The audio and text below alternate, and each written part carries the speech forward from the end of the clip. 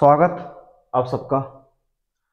तो आईटीआई के अपन ने जो चैप्टर कवर कर लिए हैं फर्स्ट ईयर वालों के लिए, तो वो मैं बता देता हूँ। एक तो अपन ने व्यावसायिक सुरक्षा एवं स्वास्थ्य पढ़ लिया था। व्यावसायिक एवं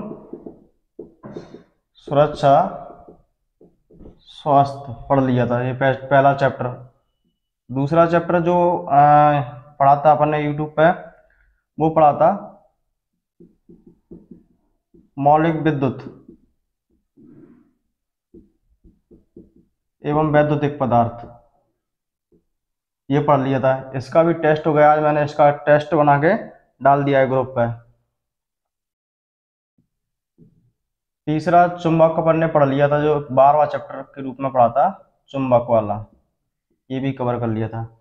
आज जो है अपन चौथा चैप्टर जो कवर करेंगे इसमें तो चौथे चैप्टर का नाम है विद्युत कार्य के सामान्य औजार। इसका आज पार्ट 1 पढ़ेंगे।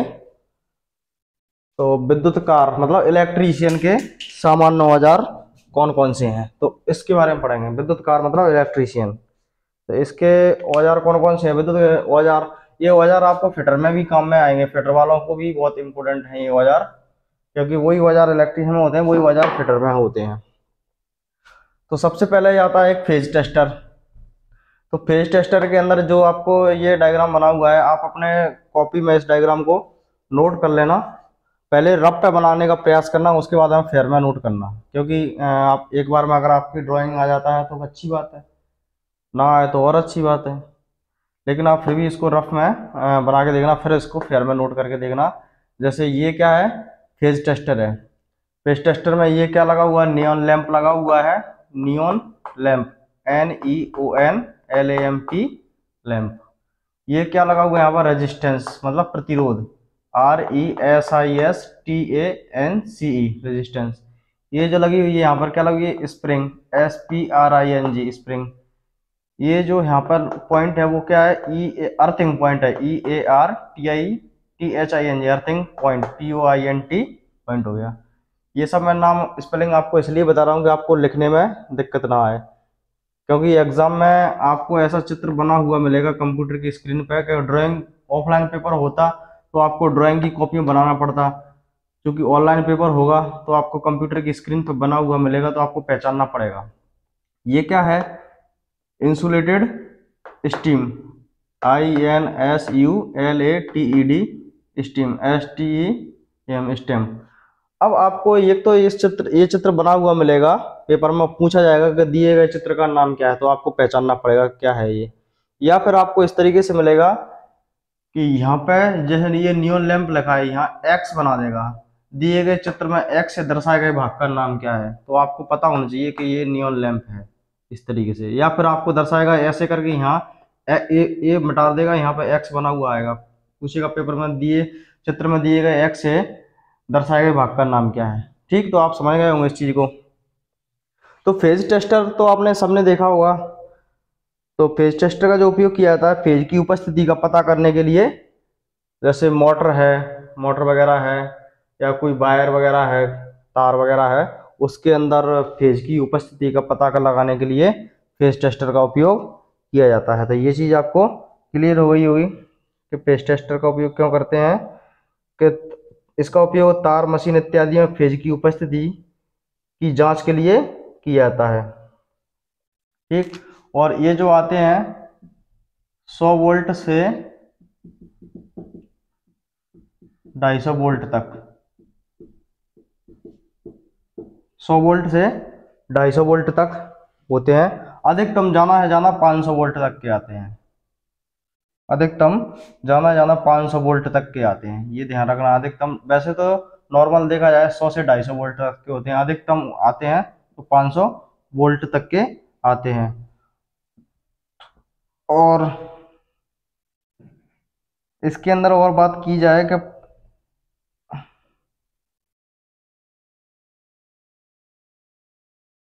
मतलब इसकी जो 500 वोल्ट है ना, इस तरीके से पूछा जाएगा। वैसे तो यही पूछा जाएगा फेज टेस्टर कितने वोल्ट तक के आते हैं, तो 100 से 250 वोल्ट तक के आते हैं। अधिकतम वोल्टता इसकी 500 हो सकती है बस। और एक चीज और है, इसको 500 वाट से ज्यादा पर यूज नहीं करना चाहिए। कितने? 500 वाट से अधिक के लिए प्रयोग नहीं करें। जो इसकी शक्ति होती है 500 वाट से इस पर उपयोग नहीं कराएं। अब पूछता है कि इसका जो फेज टेस्टर होता है, इसमें जो लैंप लगा होता है वो जलने वाला, तो उसमें कौन सा लैंप लगा रहता है? नियॉन लैंप लगा रहता है। पूछता है कि उस लैंप के अंदर जो लैंप लगा होता है फेज टेस्टर के अंदर, उसके अंदर कौन सी गैस भरी होती है? तो उसके अंदर जो गैस भरी रहती है वो नियॉन गैस भरी होती है। ये भी आपको ध्यान रखना है, नियॉन गैस भरी रहती है। फिर पूछता है इसके अंदर जो प्रतिरोध लगा हुआ है, प्रतिरोधक, वो प्रतिरोधक का मान कितना होता है फेज टेस्टर के अंदर? प्रतिरोधक का मान, तो प्रतिरोधक का मान के प्रतिरोध जो लगा होता है उसका मान कितना होता है? तो प्रतिरोधक का जो मान की बात करें तो 1 मेगा ओम होता है। 1 मेगा ओम, यहां से 1 मेगा ओम। ये आपको अच्छे से ध्यान रखना है कि जो फेज टेस्टर के अंदर जो प्रतिरोधक लगा रहता है उसका मान कितना होता है? तो 1 मेगा ओम होता है। क्लियर? अब बात करते हैं जैसे ये अर्थिंग पॉइंट है, यहाँ से क्या इसका क्या मतलब कार्य है? तो अर्थिंग पॉइंट से क्या करते हैं, इसको फेज से टच करते हैं, यहाँ पे उंगली से टच करके अर्थिंग दी जाती है। कार्य क्या है? फेज की उपस्थिति का पता लगाने के लिए यूज करते हैं। ठीक, तो ये सब इसके बारे में बता दिया। इसका जो जो मैंने बताया है आपका,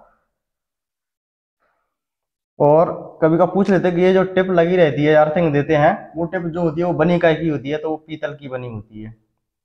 ये भी आपको ध्यान रखना है। जहाँ पे अर्थिंग दी जाती है तो वो जो टिप के बारे में पूछ लेता है। ठीक, तो मैं इसके बारे में मैं आपको नोट कर देता हूँ यहाँ पे इसका क्या क्या चीजें हैं।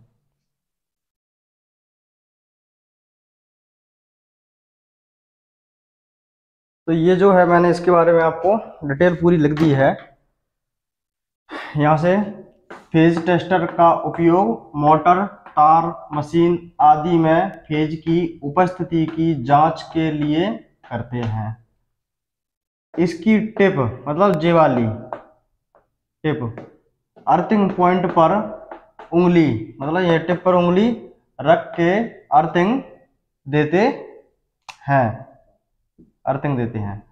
अर्थिंग पॉइंट की टिप पीतल की बनी होती है। ठीक, फेज टेस्टर की वोल्टेज रेंज 100 वोल्ट से 250 वोल्ट तक होती है। 100 वोल्टेज से 250 वोल्टेज तक होती है।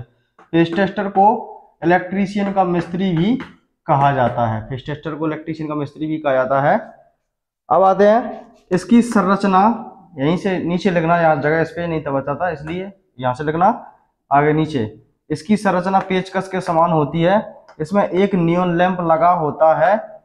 इस लैंप में नियॉन गैस भरी होती है। कौन सी लैंप के अंदर इसमें कौन सी गैस भरी होती है? नियॉन गैस भरी होती है एवं जलने का कार्य करता है। जो नियॉन लैंप क्या होता है? जलता है तो फेज की उपस्थिति का पता लगा देता है।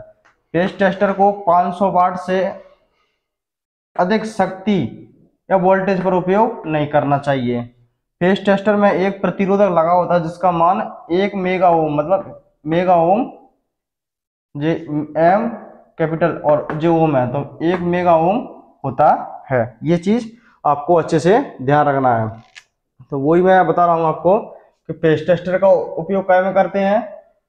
मोटर, तार, मशीन आदि में फेज की उपस्थिति की पता लगाने के लिए। अब पेपर में आपसे पूछेगा कि किसी मोटर के अंदर या किसी तार के अंदर या किसी मशीन के अंदर फेज की उपस्थिति का पता लगाया जाता है। ऑप्शन में आपको मिलेगा पेचकस, फेज टेस्टर और लैंप। तो आपको फेज टेस्टर लगाना है इस तरीके से। फिर पूछेगा कि फेज टेस्टर की जो अर्थिंग टिप अर्थिंग होती है, अर्थिंग टिप कह दो या टिप अर्थिंग कह दो, वो काय की बनी होती है? पीतल की। ये ध्यान रखना है। क्यों बनाई जाती है? उस पर उंगली रख के अर्थिंग देते हैं। ठीक, फेज टेस्टर की जे इंपोर्टेंट है यहाँ से, ये भी खास है। ये बताओ कि फेज टेस्टर की जो वोल्टेज रेंज होती है वो कितनी होती है? 100 वोल्टेज से 250 वोल्टेज तक। ये अच्छे से ध्यान रखना, पेपर में पूछेगा आपसे ये। होती है। पेस्ट टेस्टर को इलेक्ट्रीशियन का मिस्त्री भी कहा जाता है, ये भी अच्छे से ध्यान रखना है। इसकी पूछेगा आपसे पेस्ट टेस्टर की संरचना किसके समान होती है, प्लायर के समान, पेचकस के समान, स्क्रू ड्राइवर के समान। तो आपको ये ध्यान रखना पेचकस के समान इसकी संरचना होती है। क्लियर। इस फिर पूछेगा पेस्ट टेस्टर के अंदर जो लैंप लगा होता है वो कौन सा होता है, तो आपको ध्यान रखना नियॉन लैंप लगा होता है। ऑप्शन में तुमको बहुत से लैंपों के नाम मिल जाएंगे उसमें, लेकिन आपको नियॉन लैंप पे ध्यान रखना है कि नियॉन लैंप लगा रहता है। फिर पूछेगा कि नियॉन लैंप में गैस जो है कौन सी भरी जाती है, तो नियॉन गैस भरी जाती है, क्योंकि नियॉन गैस जो होती है विद्युत की चालक होती है। हीलियम, नियॉन और आर्गन तीनों गैस विद्युत की चालक होती है, तो नियॉन गैस भरी जाती है, जलने का कार्य करता है।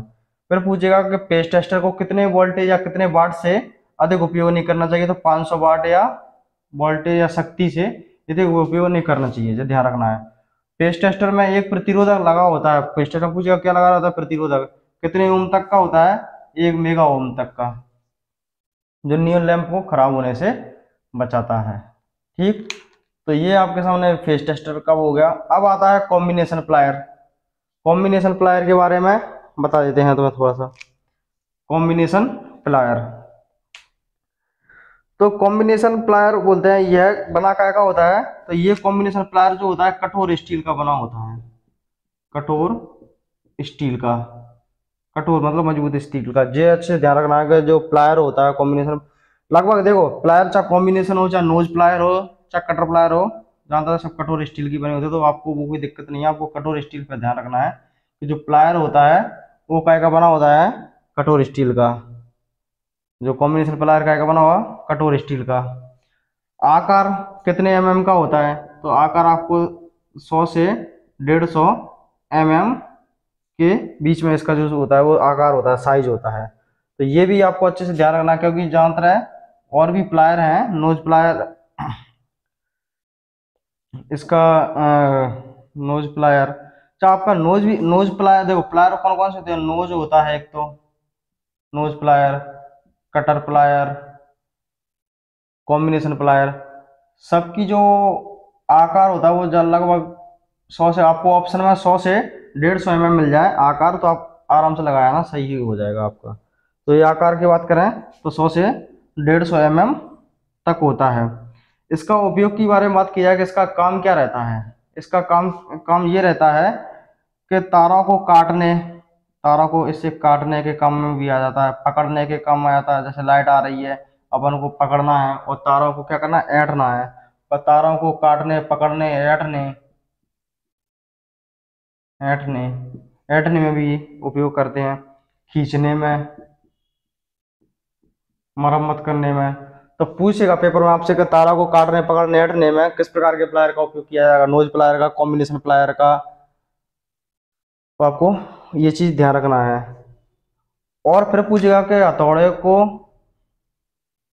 ठोकना या पीटना चाहिए या नहीं चाहिए, तो हथौड़े वो सॉरी प्लायर को हथौड़े से ठोकना या पीटना चाहिए, तो हथौड़े से प्लायर को कभी ठोकना नहीं चाहिए, कभी ठोकना नहीं चाहिए। हथौड़ी की तरह अपन ने इसको जैसे मान के चलो ये मेरे हाथ में प्लायर है, अपन इससे कोई चीज ठोकने लग गए, तो ये नहीं करना चाहिए, आपको पेपर में बहुत बार पूछा गया है।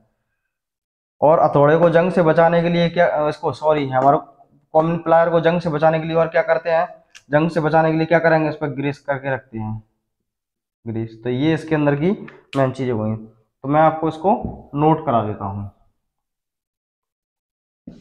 जो प्लायर के बारे में जो चीजें हैं वो मैं यहाँ आपको लिख देता हूँ। तो यह कठोर स्टील का बना होता है, ये मैं ऊपर का मिटा देता हूँ नहीं तो आप कंफ्यूज हो जाओगे। यहाँ पर ये क्या हुआ है, मिट रहा हुआ है यहाँ पर। तो यह जो प्लायर, कॉम्बिनेशन प्लायर है, यह है कठोर स्टील का बना होता है। इसका आकार 100 mm से 150 mm तक होता है, तक होता है। अब इसका कार्य क्या है हथौड़े का, ये भी आपको लिख लेना है। इसका कार्य हथौड़े का, अरे हथौड़ा सॉरी बार बार नाम आ रहा, कॉम्बिनेशन प्लायर का कार्य क्या है, तारों को पकड़ने, तारों को काटने, पकड़ने, जकड़ने,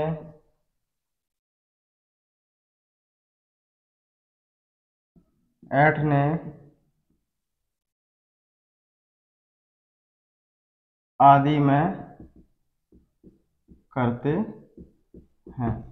जी भी अच्छे से ध्यान रखना है, नोट करके यहाँ पे एक चीज लिख लो, तो प्लायर को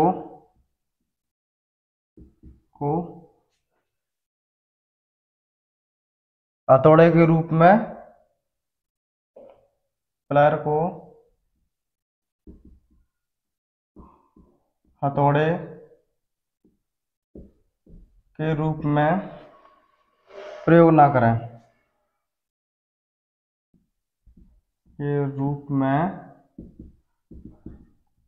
प्रयोग न करें,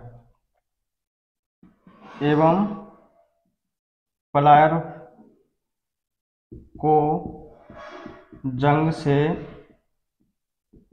बचाने के लिए ग्रीस का उपयोग करें। ये इसके अंदर जो है मेन चीज है, आपको ध्यान रखना है। बना काय का होता है, स्टील का बना होगा, साइज का आकार पूछ ले तो 100 से 150 mm। कारण क्या है, तारों को काटने, पकड़ने, जकड़ने, ऐंठने, कॉम्बिनेशन प्लायर का काम। ये क्या है, कॉम्बिनेशन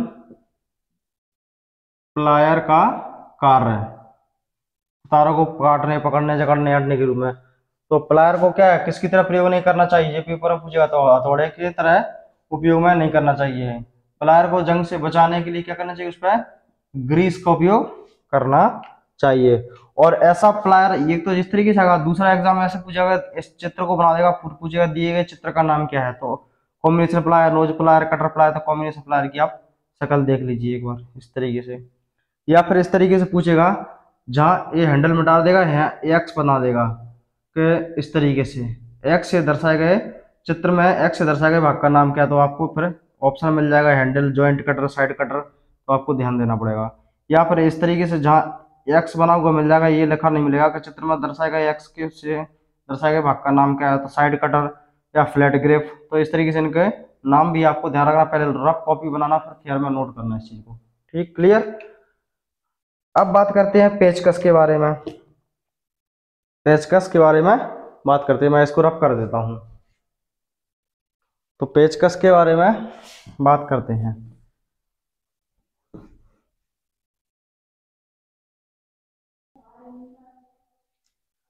अब जो आपके सामने दिख रहा है, ये नोज प्लायर है, ये जो वाला, ये है साइड कटिंग प्लायर। तो नोज प्लायर में देखो, ये इसको बोलते हैं हिग, और ये हो गया कटर, और ये हो गया राउंड नोज, और ये हो गया हैंडल।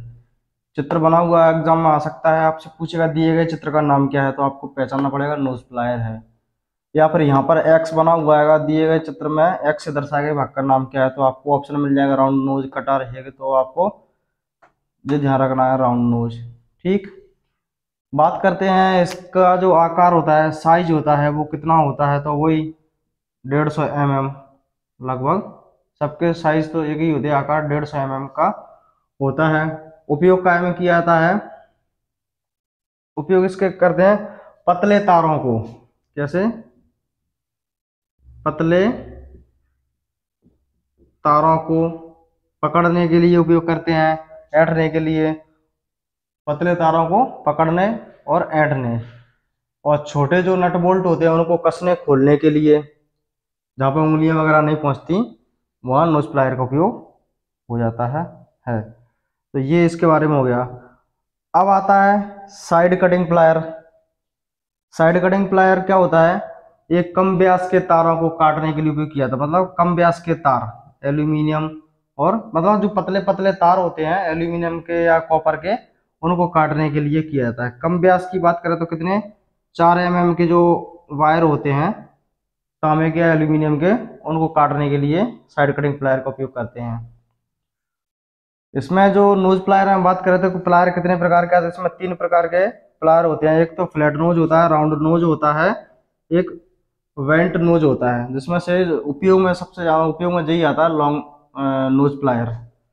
नोज प्लायर उपयोग में लाया जाता है, तो इसके बारे में जो है मैं नोट कर देता हूं। इस प्लायर का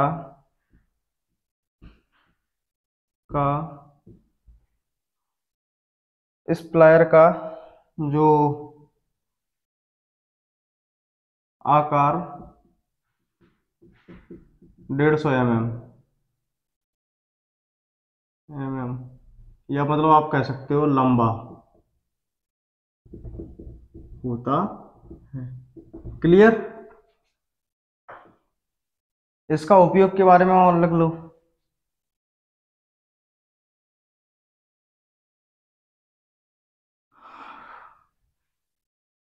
पतले तारों को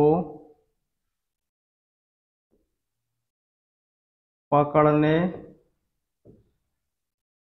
पतले तारों को पकड़ने ऐंठने कोमा पकड़ने ऐंठने कोमा छोटे आकार के नट बोल्ट को खोलने एवं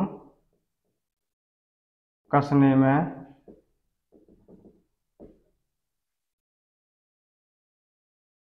पतले तारों को पकड़ने ऐंठने छोटे आकार के नट बोल्ट को खोलने एवं कसने में इस प्लायर का उपयोग किया जाता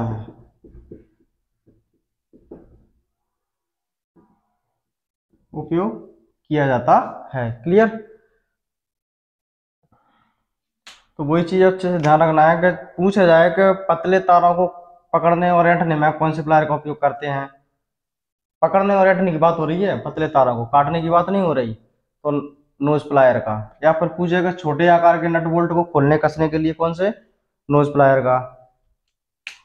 ठीक, जहां पर उंगली नहीं पहुंचा है वहां भी नोज प्लायर का आप नोट कर लेना उसमें अपने मन से।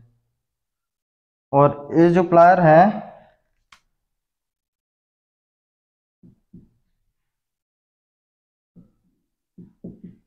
लॉन्ग नोज प्लायर 3 प्रकार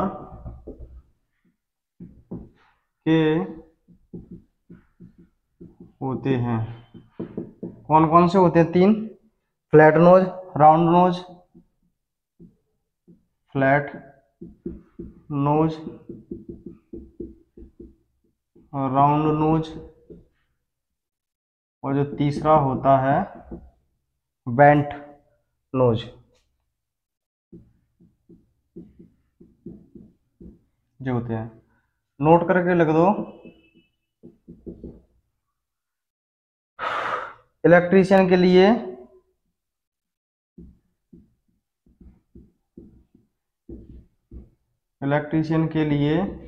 या विद्युतकार के लिए लॉन्ग नोज प्लायर उपयुक्त होते हैं। लॉन्ग नोज प्लायर उपयुक्त होते हैं। इलेक्ट्रीशियन के लिए लॉन्ग नोज प्लायर उपयुक्त होते हैं। क्लियर। ये चीज आपको अच्छे से दिमाग में रखना है। छोटे आकार के मतलब तारों को पकड़ने और ऐंठने की बात हो रही है, बस यहाँ काटने की बात नहीं हो रही। छोटे आकार के नट बोल्ट को खोलने और कसने के लिए long nose plier. Long nose plier की पूछ ले कितने प्रकार के होते? 3 प्रकार के। अगर ऑप्शन में डाल दे कि पूछे कि लॉन्ग नोज प्लायर के यहाँ से नोज प्लायर का प्रकार है flat nose, round nose, bent nose, डी में दे उपयुक्त सभी, तो आपको सभी पे लगाना है। अब आता है side cutting plier. Side cutting plier की बात करें तो यह प्लायर, जो प्लायर होते हैं, यह प्लायर, इस प्लायर का साइज ऐसे लगा लो, इस प्लायर का साइज या आकार की बात करें तो 100 mm से 150 mm तक होता है। साइज तो लगभग सबका एक ही है, इसलिए साइज में ज़्यादा दिक्कत वाली बात नहीं है। बात करते हैं साइड कटिंग प्लायर का उपयोग, कटिंग प्लायर का जो उपयोग करते हैं, उपयोग कम व्यास मतलब पतले तार, कम व्यास, कोष्टक में लग लो 4 mm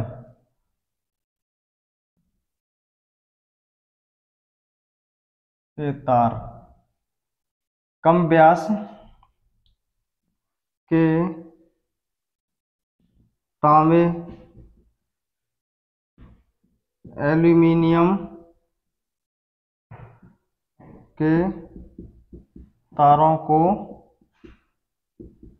काटने में।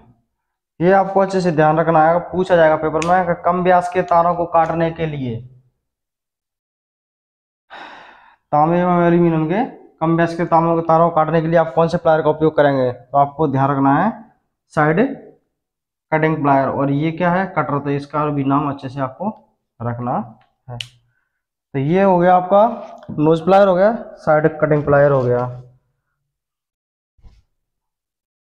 तो वीडियो को लाइक और चैनल को सब्सक्राइब जरूर कर लेना जिन स्टूडेंटों ने सब्सक्राइब नहीं किया है।